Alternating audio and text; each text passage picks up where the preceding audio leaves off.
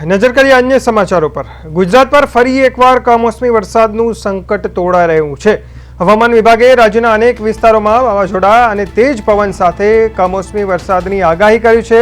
Western ડિસ્ટર્બન્સની અસરને કારણે રાજ્યમાં યલો એલર્ટ પણ જાહેર કરવામાં આવ્યું છે, જે ગરમીથી પરેશાન લોકો માટે રાહતના સમાચાર લઈને આવશે।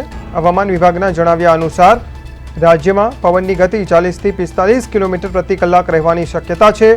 ખાસ કરીને ઉત્તર ગુજરાત અને સૌરાષ્ટ્રના કેટલાક વિસ્તારોમાં ગાજવીજ સાથે માવઠું પડી શકે છે।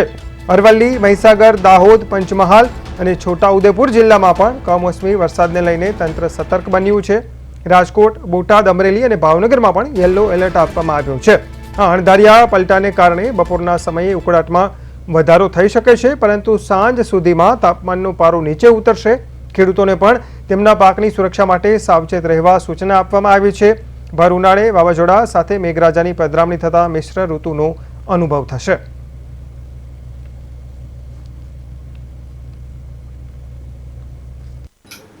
आज जो अगले 7 दिन के पूर्वानुमान दिया गया है 5 मई के लिए, आज का जो पूर्वानुमान है इसके हल्का से मध्यम बरसात का संभावना रहेगा गुजरात क्षेत्रों में और सौराष्ट्र कच्छ दोनों क्षेत्रों में। इसमें जो डिस्ट्रिक्ट हमारा गुजरात रीजन में आएगा, अरावली, महिसागर, दाहोद, छोटाउदेपुर और पंचमहल के लिए दिया गया है।